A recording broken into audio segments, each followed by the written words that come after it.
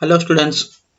So today I am explaining the new concept called diffraction of light, and I am explaining about the concept of diffraction, then types of diffraction, theory of diffraction and interference. I am going to distinguish between these two concepts, and finally I am explaining fringe width. So these are the concept I am explaining. So first question is what is diffraction of light? We have learned that in ray optics, light always travels in a straight line. So we have not considered the diffraction effect in ray optics. But in this wave optics, we are studying the diffraction of light because light has been treated as wave. So when light is traveling from one point to another point, when it comes across an obstacle, then instead of going straight, it changes its path, it changes its direction. This phenomena is called diffraction of light. And when diffraction of light take place, just like in interference, we are getting a diffraction pattern similar to interference, a bright region surrounded by alternate dark and bright regions. Then types of diffraction. There are two types. First one is Fresnel diffraction. In this type of diffraction, the distance between obstacle and source of light is always finite. And in the Fresnel diffraction, waves are considered to be spherical or cylindrical. Then in case of Fraunhofer diffraction, the distance between obstacle and source of light is infinite. Fraunhofer diffraction waves are having a plane wavefront because the distance is infinite, and if you take a part of either spherical or cylindrical wavefront, it will be a plane wavefront, and hence these are the two important types. Now we go to the theory of the diffraction. Let us take one plane wave, red dotted line, which is indicating a plane wavefront, and this is a slit. I treat this slit as an obstacle, which is now this plane wavefront is going through this slit. L and N are the two edges of the slit, and the width of the slit is D, small d.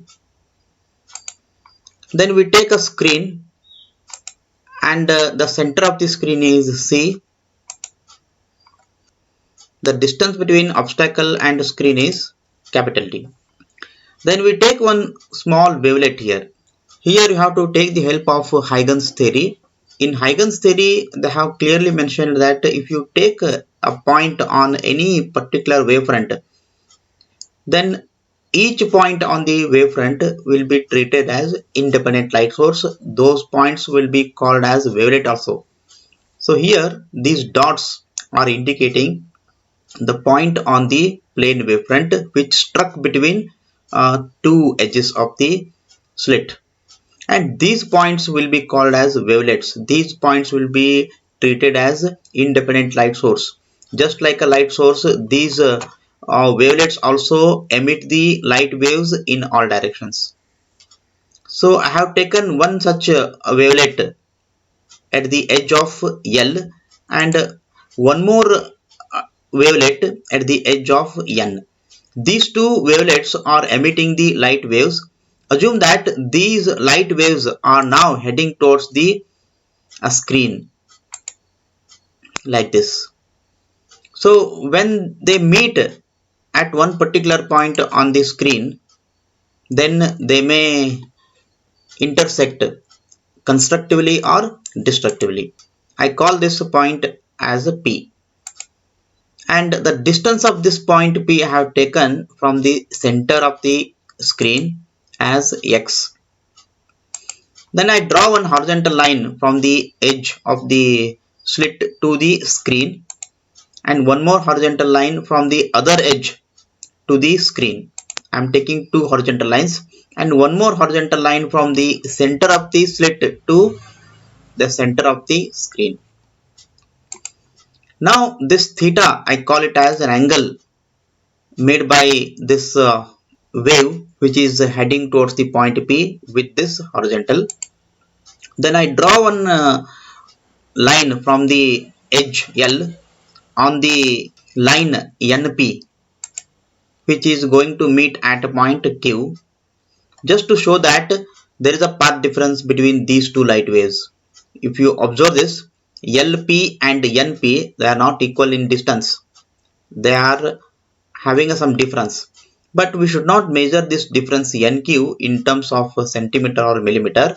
We should measure it in terms of this X value or in terms of lambda. So this distance is called as path difference. And here a small angle I have taken for this triangle NLQ, and NLQ angle I have taken as theta, and we have to assume that the wave which is coming from L and N, I have taken two wavelets, one wavelet at L, another wavelet at N, and these two wavelets are emitting the light waves, and those two light waves which is shown in red color, they are moving towards the point P. At point P they intersect, and we have to assume that the path difference between these two waves is lambda. Then according to the theory of interference, if the path difference is an integral multiple of lambda, like 1 lambda, 2 lambda, 3 lambda, 4 lambda, we have already learned it. Whenever the path difference is an integral multiple of lambda, then we should get a maximum intensity at point P. This is the prediction made by scientists. This is, remember one point, this is an experiment they are doing with single slit. This is not a double slit. In interference we have taken two slits. Interference is a two slit phenomena, whereas diffraction is a single slit phenomena. And with this single slit, if they performed the scientists have performed the experiment, and they found that at point P they were getting minimum intensity. In interference it is completely zero, but in diffraction intensity cannot be equal to zero. So at point P they were getting minimum intensity. Then they have analyzed it. So scientists have concluded that if they have made some predictions, prediction should be matched with the experimental result. But here it's not happening. The prediction is that at point P we should get maximum intensity because the path difference is lambda. But experimental result is showing minimum intensity at point P. So these outcome of the experiment and the prediction made by the scientist is not matching. So scientists have decided to approach this theory of diffraction with a different thinking, with a different prediction, so that their prediction should match with the result of the experiment. And they have finally decided that the prediction should be changed. Then they have changed their prediction. I'm going to explain that prediction made by the scientist. So whenever there is a path difference between the two waves, if it is equal to lambda or 2 lambda or 3 lambda, like that. So let us start with the path difference lambda. If the path difference is lambda, then scientists have made a prediction that you should divide the wavefront between L and N. L ಮತ್ತು N ನಡುವೆ ಏನಿದೆ, ಒಂದು wave front ಬಂದು struck ಆಗಿ ನಿಂತ್ಕೊಂಡಿದೆ. ನೀವು ಆ wave front ಅನ್ನ ನೀವು ಡಿವೈಡ್ ಮಾಡಬೇಕು, ಈಕ್ವಲ್ ಆಗಿ ಎರಡು ಭಾಗಗಳನ್ನಾಗಿ ಮಾಡಬೇಕು. If they divide, then it will be having a two parts. The wavefront between L and N edge will be now divided into two parts. One part is Lm, another part is Mn. If the width of Ln is small d, then width of Lm and Mn must be equal to d by 2. Then they have taken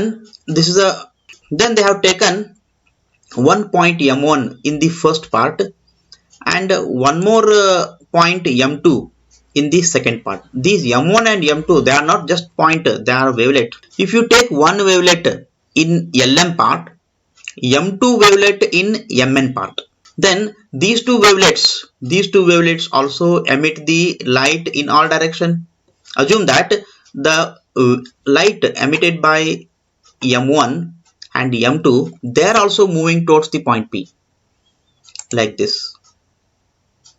When they meet at point P, so they will be having a path difference lambda by 2, because the path difference between the wave which is emanating from L and N, if it is equal to lambda, if you divide the wavefront into equal parts, two equal parts, then the path difference between the wavelet M1 and M2 must be equal to lambda by 2, because we have divided the wavefront into two parts, equal two parts. Then whenever you pick one wavelet in the first part, you should get the similar and corresponding wavelet in the second part. The wavelet in the first part M1, the wavelet in the second part M2, they are also emitting the light waves. They are moving towards the point P. When they reach the point P, they will be having a path difference lambda by 2. According to the theory of interference, if the path difference is lambda by 2, 3 lambda by 2, 5 lambda by 2, in this way, if it is a odd multiple of lambda, then you should get minimum intensity at point P. This is what happened. This should now matching with the experimental result. If you pick one more wavelet M3 in the first part, you should get a corresponding and similar point M4 in the second part. These two wavelets also emitting the light waves, and if you assume that the light waves from M3 and M4, they are also moving towards the point P like this. Once they reach the point P, they will be also having the same path difference lambda by 2.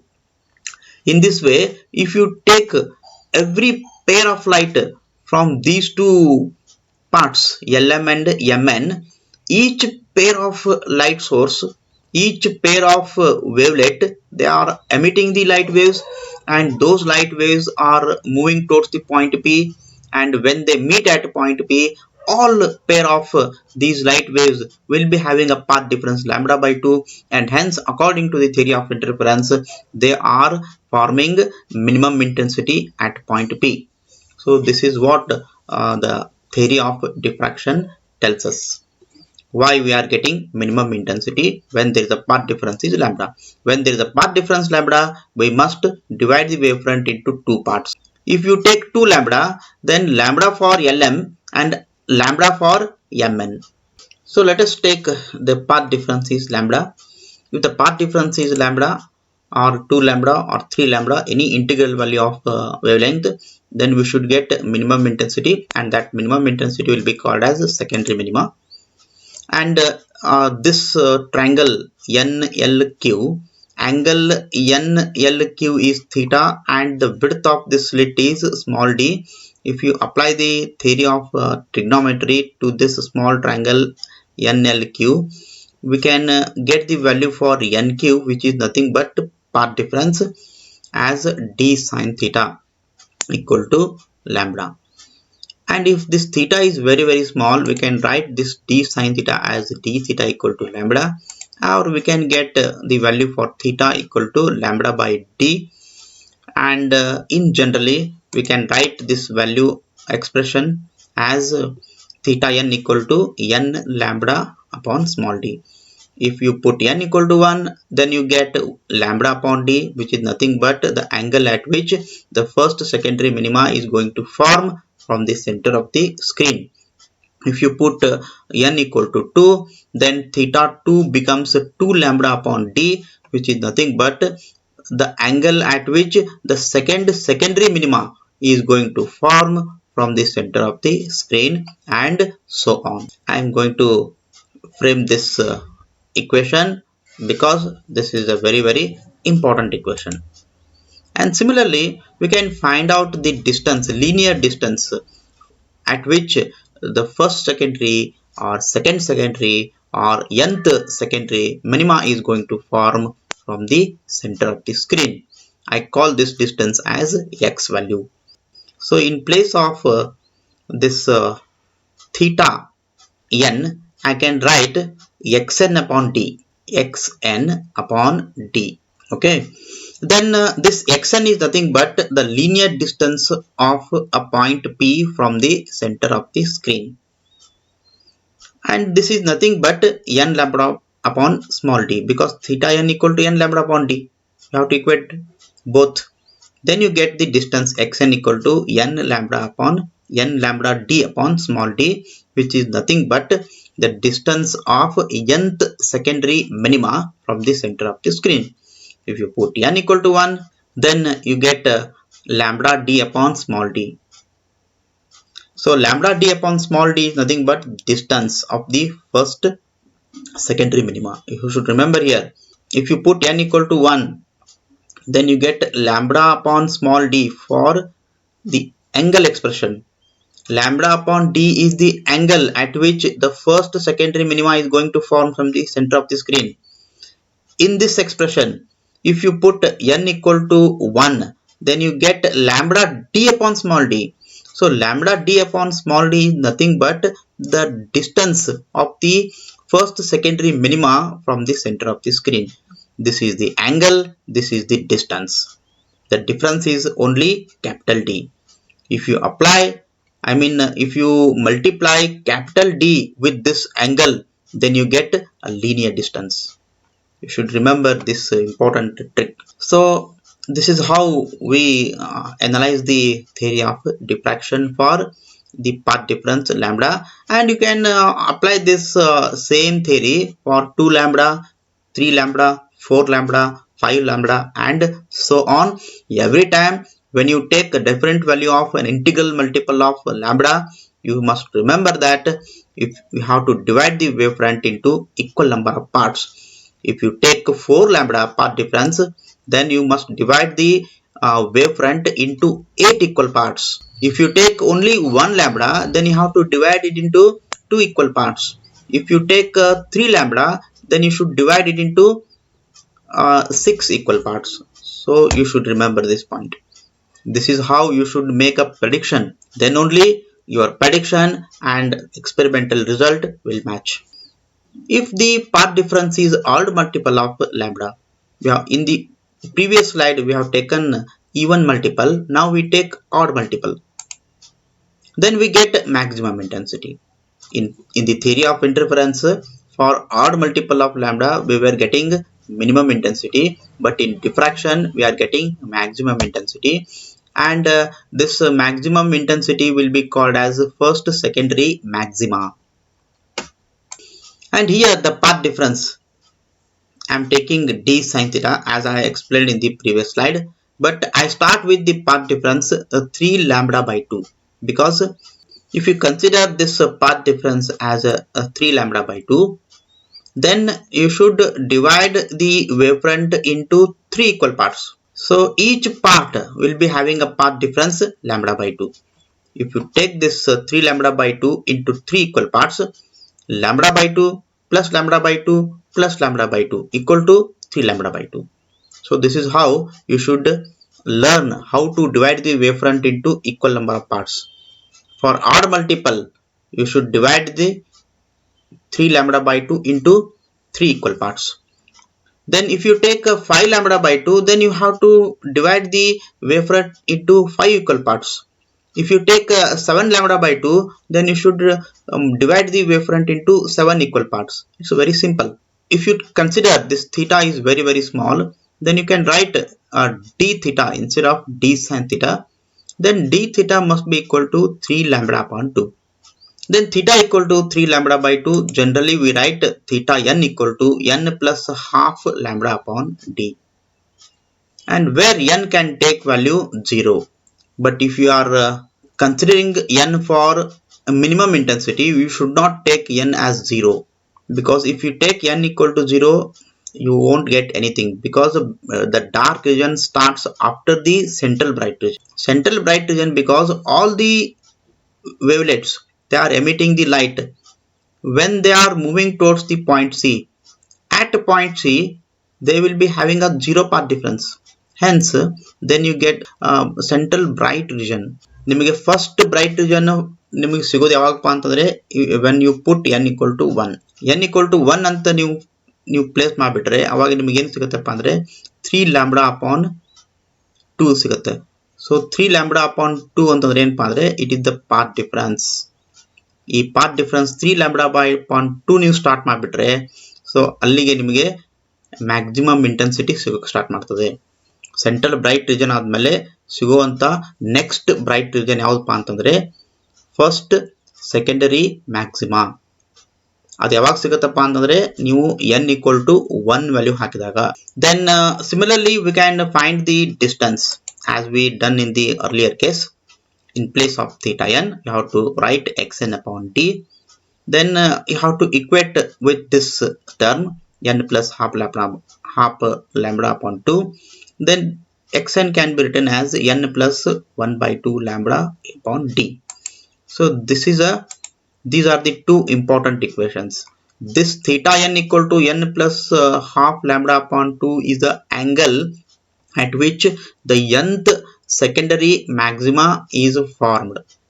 ಇದು angle. ಇದು xn ಅನ್ನೋದು ಏನಪ್ಪಾ ಅಂದ್ರೆ linear distance, ಅಂದ್ರೆ center of the screen ದಿಂದ ಯಾವ distance ನಲ್ಲಿ ನಿಮಗೆ ಸೆಕೆಂಡರಿ ಮ್ಯಾಕ್ಸಿಮಾಗಳು ಸಿಗೋಕೆ ಸ್ಟಾರ್ಟ್ ಮಾಡ್ತವೆ. If you put n equal to 1 then you get 3 lambda upon 2d which is nothing but the distance of the first secondary maxima from the central bright region. ಈ xn ಅನ್ನೋದು ನಿಮಗೆ ಯಾವ ಅಂತರದಲ್ಲಿ centre off screen ದಿಂದ ಯಾವ ದೂರದಲ್ಲಿ ನಿಮಗೆ ಈ ಸೆಕೆಂಡರಿ ಮ್ಯಾಕ್ಸಿಮಾಗಳು ಸಿಗ್ತವೆ ಅನ್ನೋದ ಮಾಹಿತಿ ಕೊಡ್ತದೆ. ಥೀಟಾ ಎನ್ ಅನ್ನೋದು ಏನು ಕೊಡ್ತಪ್ಪ ಅಂದ್ರೆ ಯಾವ ಆಂಗಲ್ ನಲ್ಲಿ ಅದು ಸೆಂಟ್ರಲ್ ಮ್ಯಾಕ್ಸಿಮಾಗಳು ಫಾರ್ಮ್ ಆಗ್ತವೆ ಅನ್ನೋದು ಕೊಡ್ತದೆ. So this is a simple theory of the diffraction. And another important is the differences between the interference and diffraction. You have already observed that in interference all bright and dark bands are equally spaced. You have learned it in fringe width. But in case of diffraction, the diffraction has a central bright maxima. ಅಂದ್ರೆ ಒಂದು centre of the screen ದಾಗ ಏನಾಗುತ್ತಪ್ಪ ಅಂದ್ರೆ ನಿಮಗೆ central bright region form ಆಗ್ತದೆ. Central bright region ಆದ್ಮೇಲೆ next ಬರುವಂತ bright region intensity ಇದೆಯಲ್ಲ ಅದು ನಿಧಾನಾಗಿ ಕಡಿಮೆ ಆಗ್ತಾ ಹೋಗ್ತದೆ. It decreases gradually on the either side. But in case of interference, the intensity of all bright region is same. Intensity of all dark region is 0. But it is not in case of diffraction. All bright regions will be having their own intensity, but the central bright region, the intensity of central bright region is maximum, whereas as we move away from the central bright region, then the intensity of each bright region is decreases gradually on the either side of the central bright region.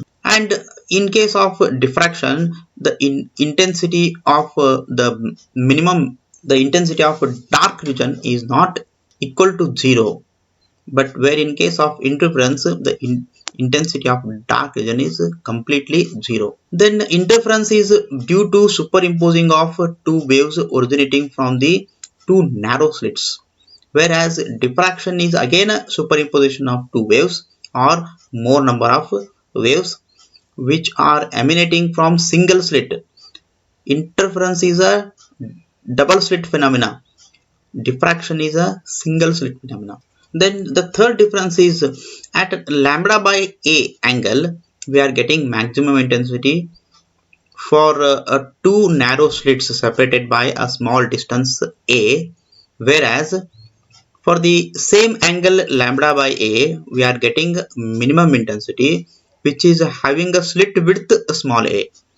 So these are the important differences between interference and diffraction, but scientists have made their best effort to distinguish interference and diffraction, but it's really very difficult because till today no one has distinguished interference and diffraction theory with full satisfaction.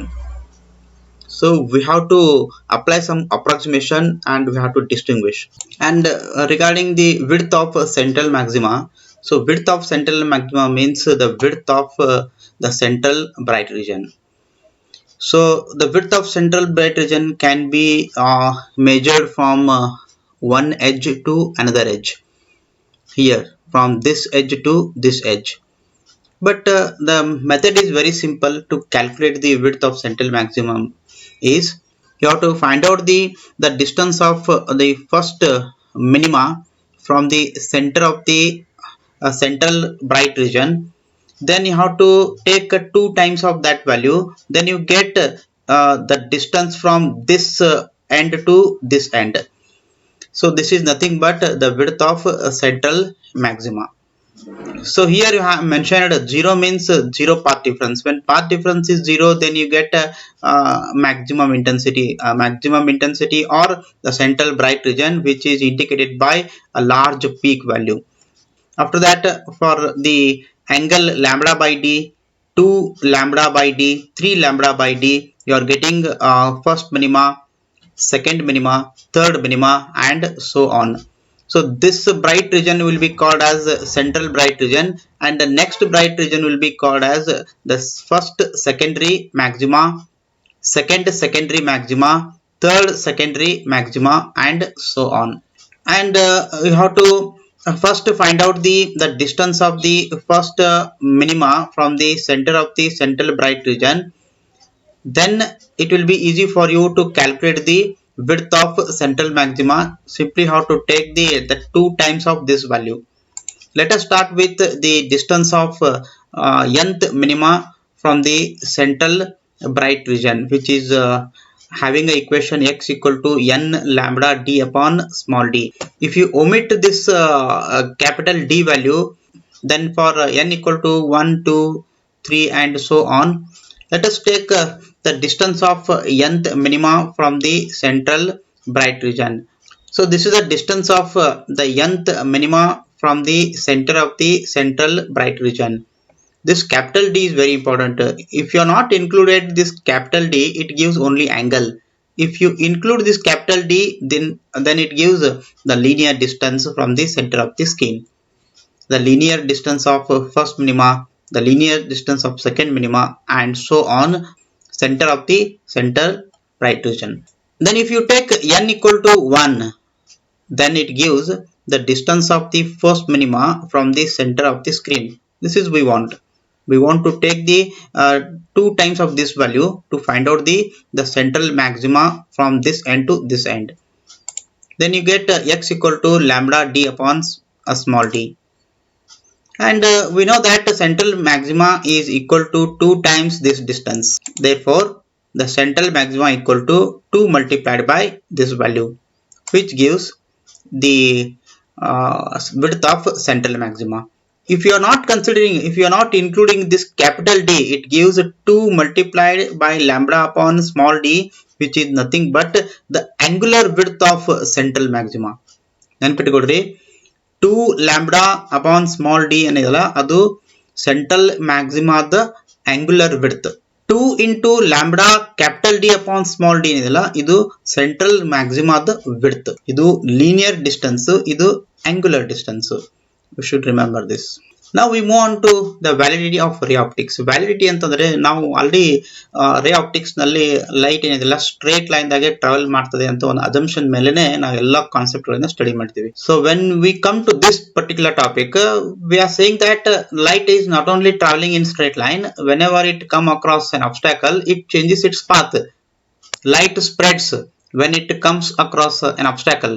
I take this slit as a single slit because I want to explain the validity of ray optics using the diffraction concept.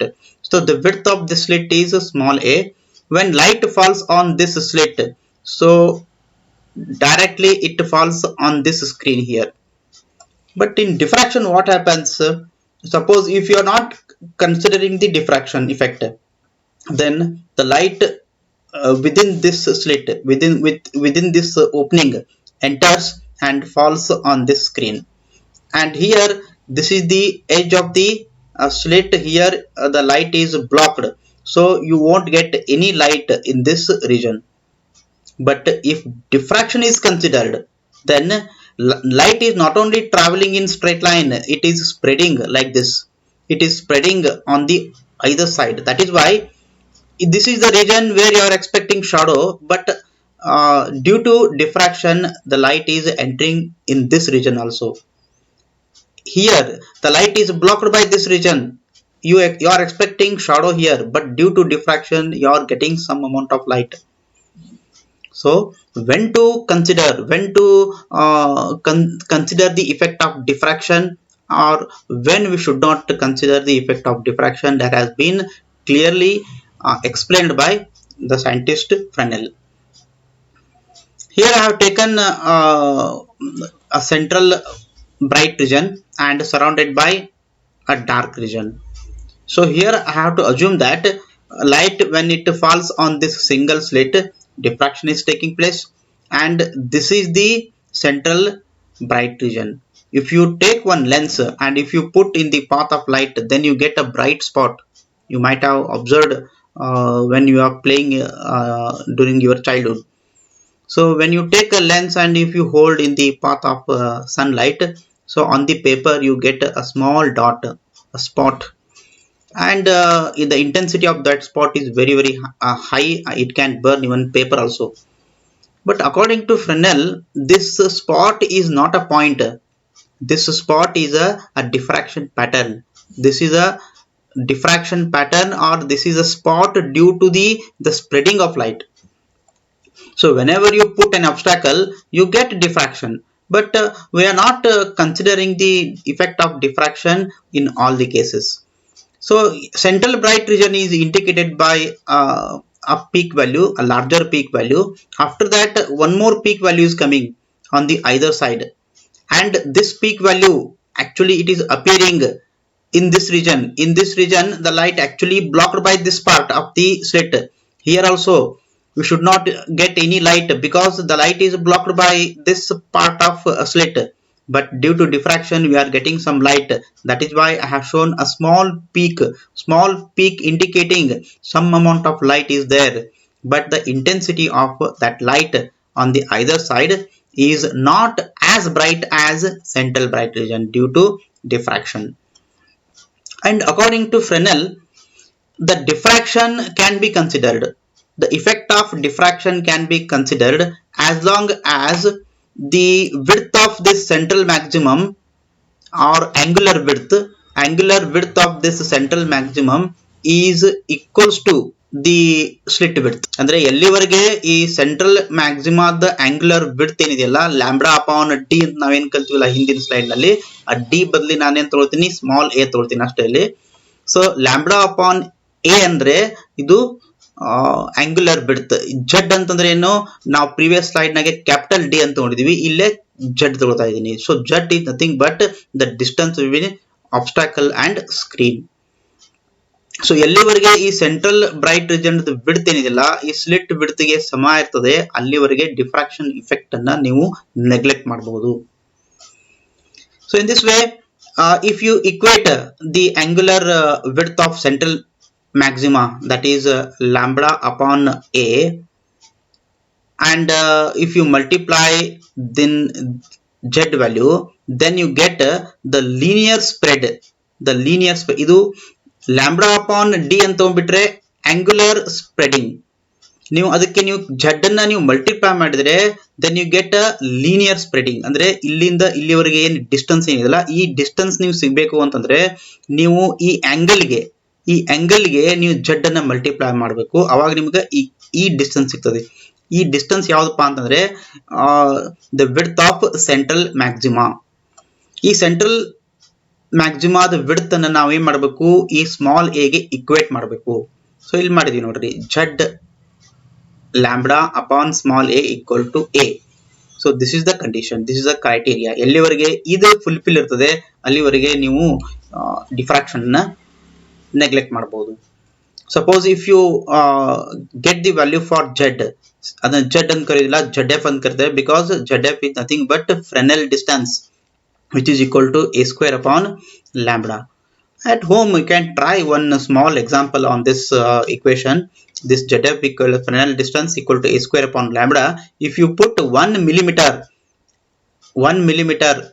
in place of small a, that means if you take 1 millimeter as a slit width, and you can take any red light or yellow light, the wavelength of that value, and if you work out the zf, then you get a distance which is in terms of kilometer, which indicating that for a smaller distance diffraction won't affect. It is not dominating. Diffraction start domination only when you go beyond this distance ZF value, Fresnel distance value. So this is how we should conclude that we have whatever we have learned in ray optics all are valid, they are not invalid.